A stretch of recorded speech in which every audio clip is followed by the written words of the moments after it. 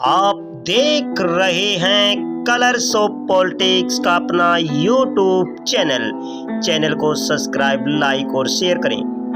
हाल ही में अभी भारत सरकार ने अग्निपथ स्कीम का उद्घाटन किया है। इस पर हिसार के युवाओं का क्या कहना है? तो ये अग्निपथ स्कीम सरकार ने अभी लॉन्च की है और इस स्कीम को लेकर सरकार का कहना तो ये है कि ये युवा समझ नहीं पा रहे, स्कीम बहुत अच्छी है।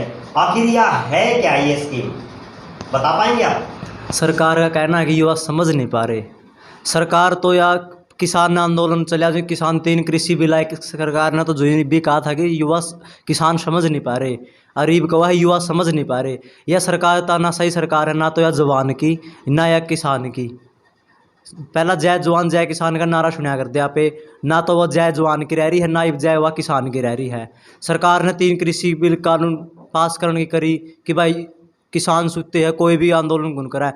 किसाना का एक आंदोलन छिड़ा एक होगा, किसाना ने उसका विरोध कराया तो किसान आंदोलन जीत गए। इसी प्रकार जो अग्निपथ या नीति आई है कि 4 साल खातर यहाँ पे सैनिक भर्ती करांगे, उसका बाद उनका किमें हो उनकी रिटायरमेंट कर देंगे ना। पहले की रिटायरमेंट की तनख्वाह कर दी वह भी गुर मिला उनकी। तो यो एक गलत कानून है, यो बिल्कुल नौजवानों का युवाओं विरोधी कानून है। सरकार की मंशा इसमें यह है कि पहला पे किसाना ने गुलाम करने की कोशिश करी थी, संद पूंजीपति है उनका थे, ये जवाना ने कर दिया क्योंकि यो एक कॉन्ट्रैक्ट लेके आए है नहीं। यो ना तो भाई दिखदा है को नहीं किसी भी तरह कि युवा इसमें कि बेरोजगारी कम होगी, रोजगार मिल जाएगा। क्योंकि 4 साल का अगर कोई युवा 18 साल का नौकरी लग गया, 22 साल का वो बेरोजगार हो गया, तो फिर युवा की ज़िंदगी तो पूरी जीनी है। उसका घर कोकर चाल लगा वो जो भी 44 लाख का जो फंड कवा है देवांगे पीछे था, 44 लाख में 2 साल निकाल लिया, 4 साल 5 साल निकाल लेंगे, पूरी ज़िंदगी को निकला है। नहीं, 44 लाख का फंड नहीं है, वो बीमा है। बीमा ये रिटायरमेंट के दौरान तो सरकार कह रही है 10-12 लाख रुपए आपको रिटायरमेंट के दौरान 4 साल के बाद दिए जाएंगे पैकेज के तौर पे। उस पर आपका क्या कहना है? 10-12 लाख का दिया जाएगा 4 साल के बाद। पहला तनख्वाह मिला कर दी महीने की, उसमें वो घर का खर्च चला करता, वो खर्च कुकर चलागा। अगर वो 4 साल बाद से दोगे नहीं तो सरकार पर भरोसा भी नहीं कर सकता नहीं युवा कि वो 4 साल बाद से जरूर देगी। उसमें फिर और नीति निकाल दे कि भाई इतना हमें कौन दे सकते, कम कर दें ज़्यादा कर देंगे। तो सरकार योग करने लग रही है नहीं, तो भाई 11-12 लाख रुपये देवा नहीं हो, तनख्वाह देवा हर महीने के हिसाब से 11-12 लाख उनके बिठा हुआ है, वो तो बाद में पैकेज देगी। तो आपको शक लग रहा है इस बात पर? हाँ सर, बिल्कुल शक लग रहा है। ये जो सरकार तनख्वाह के तौर पे 30-40 हज़ार दे रही है, तो क्या इससे युवा संतुष्ट नहीं है? इससे युवा संतुष्ट कैसे होंगे? पहली बात तो ये है कि जो अग्निवीर के नाम से ये जो सरकार भर्ती कर रही है, अग्निपथ और अग्निवीर के नाम से जो ये अग्निपथ जो योजना लेके आई है सरकार, तो इसमें 17.5 के बाद में जो लग जाता है बच्चा, वो 22 साल की उम्र में रिटायरमेंट हो जाता है। रिटायरमेंट होने के बाद में वो क्या करेगा? सरकार सोच रही है कि इससे बेरोज़गारी कम होगी, कम नहीं होगी, बढ़ सकती है बेरोज़गारी, कम नहीं होगी इससे। और जो अभी जितनी महंगाई है, महंगाई बढ़ रही है, तो इससे अपना खर्चा चलाना बहुत मुश्किल हो रहा है। तो आपको क्या लग रहा है कि जिस तरीके से सरकार बोल रही है उसमें भी आपको कोई डाउट लग रहा है कि सरकार ने जितना हाँ किया है वो भी शायद ना दे? बात यह है कि डाउट तो जब सरकार मोदी सरकार ने स्टार्टिंग में आए थे 2 करोड़ रोज़गार देने की बात कही, पर आज जो इतनी ज़्यादा बेरोज़गारी हरियाणा को लेकर देखोगे तो पूरे भारत में पहले नंबर पे है, 35% बेरोज़गारी है दर। तो 2 करोड़ रोज़गार कम हुए हैं, न कि सरकार ने दिए हैं रोज़गार। अभी सरकार पे विश्वास नहीं है युवाओं का, और युवा जो है आज रोष में है, गुस्से में है, और युवा आज सबसे ज़्यादा आत्महत्या कर रहा है। आपको युवा को एक ये डर तो नहीं सता रहा कि इसमें कोई सुरक्षा नहीं है हमारे लिए? इसमें साफ दिख रहा है, उसके बाद में क्या सुरक्षा है? सुरक्षा तो नहीं है। 4 साल के बाद में युवा वो जैसे पहले था वैसे ही युवा हो जाएगा। ये तो पक्की तरह से जाहिर है कि सरकार तो जो युवा है ना, पहले तो किसान को मारने की तैयारी करी और उसमें विफल हो गए। और अब जो युवा है ना, युवा को पूरी मारने की साजिश है ये। जैसे अब पहले 17 से 22 साल तक के बाद में युवा रिटायर हो जाएगा, उसके बाद में क्या करेगा वो?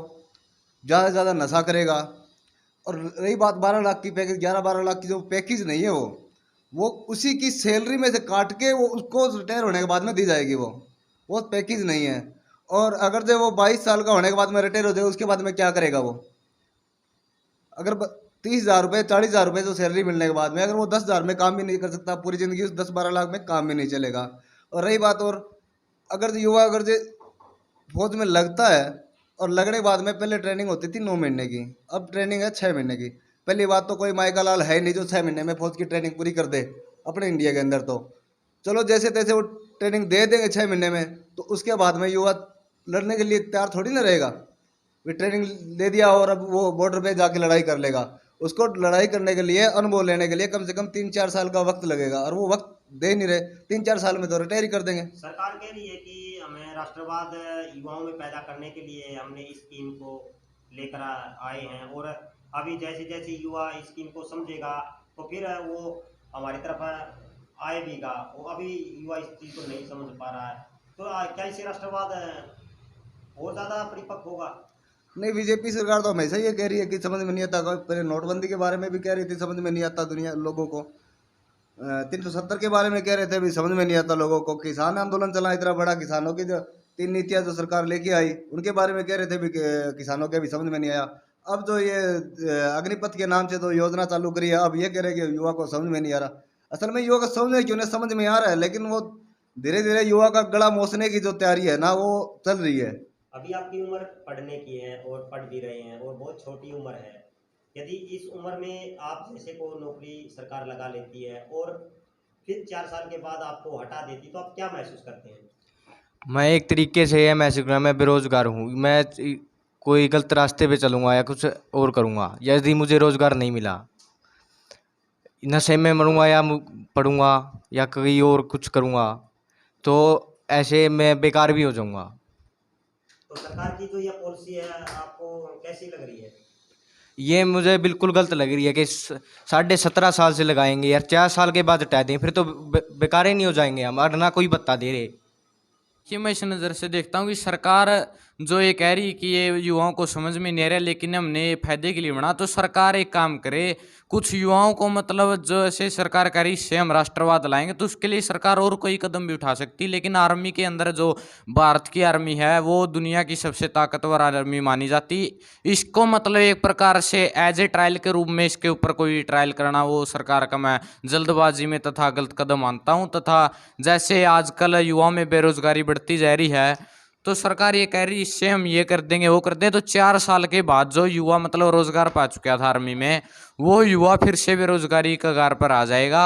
और यह जैसे सरकार कह रही कि हम 25% बच्चों को रखेंगे और बाकी को रिटायर कर दें, तो जो 25% को रखेंगे उसके अंदर भी मतलब पैसे का खेल मतलब चल सकता है, आर्मी के अंदर करप्शन चल सकता है। देखो सेटलमेंट तो वैसे सारे करते हैं, आजकल हम नौकरियों में भी देख रहे हैं, मतलब रुपये लाओ और मतलब नौकरी लगो, ऐसा कुछ सिस्टम है ना देश में। तो सभी का तुम इसके अंदर नहीं कह सकता, कुछ लोग होंगे जो मतलब ईमानदार होंगे अब भी, लेकिन कुछ एक लोग ऐसे होते हैं जो मतलब केवल अपने निजी स्वार्थ के लिए देश की सुरक्षा को खतरे में डाल रहे हैं। इस चीज़ को मैं गलत मानता हूँ, चाहे वो कोई पार्टी हो। मैं किसी पार्टी को सपोर्ट नहीं करता। सरकार को क्या कहना चाह रहे हो? सरकार को मैं ये कहूँगा कि नंबर 1 तो जैसे कुछ युवा 2 साल पहले जिन्होंने आर्मी का मेडिकल क्लियर किया, रेस क्लियर करी, उनका मतलब एग्जाम रहा था, वो कोरोना करके आगे बढ़ाते रहे।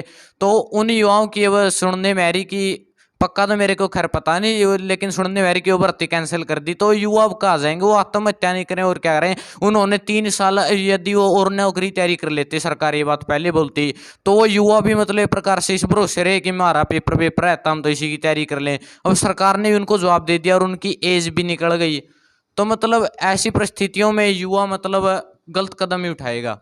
इसके लिए मतलब सरकार को कुछ कदम उठाना चाहिए उन युवाओं के लिए भी। तो सरकार का मकसद ये है कि मजदूर बना कर रखना है युवा वर्ग। एक रेडी को लगाता जो 6 महीने मौसमी रेडी लगा हुआ भाई, सर्दियाँ में अपने किमी और बेचना है, उसके बाद कुमी और बेचना है, तो उस युवा का काम यो होगा कि भाई 6 महीने तो उसने 4 साल कुछ और करया, 4 साल उससे कुछ नहीं मिला तो वो घर बैठ जाएगा क्या, उसने रोजगार तो मिला ही कोई निगा। और रही बात ये नौकरी वाली, रांडा सरकार है वो भी इसका कि इनकी सोच भी सी सारे रांडे भर्ती हो रहे हैं सरकार में, चाहे अपना प्रधानमंत्री हो चाहे मुख्यमंत्री हो। पर एक भारत की जनवादी नौजवान सभा हो या SFI student federation of India हो, जो आज के युवा है नौजवान है, उनको एक ही संदेश देना चाहती है कि मरना किसी भी, जो भी आत्महत्या करना किसी काम का सॉल्यूशन नहीं है। सड़क पे आओ, लड़ो, अपने हक के लिए लड़ो, अपने हक के लिए लड़ोगे जिस तरह किसान लड़े, किसान आंदोलन जीतते हैं, उस तरह अगर आप खुद लड़ोगे और सड़कों पे आओगे, अपने नौजवान साथियों को लेके आओगे और सरकार का विरोध करोगे, सरकार का विरोध बेशक ना करो, सरकारी गलत नीतियों का विरोध करोगे, तो ही नौजवान बच सकता है, उसका रोजगार बच सकता, नहीं नौजवान का रोजगार नहीं बच सकता। और सरकार को मैं यही कहना चाहूँगा कि जो भी जल्दबाजी कर रही है किसी भी नीति को लाने में, चाहे जो कृषि बिल लेके आई थी, धारा 370 लेके आई है, जो अब अग्निपथ भर्ती योजना लेके आई है, तो इस पे एक बार विचार करना चाहिए। नौजवानों से बात करते, आप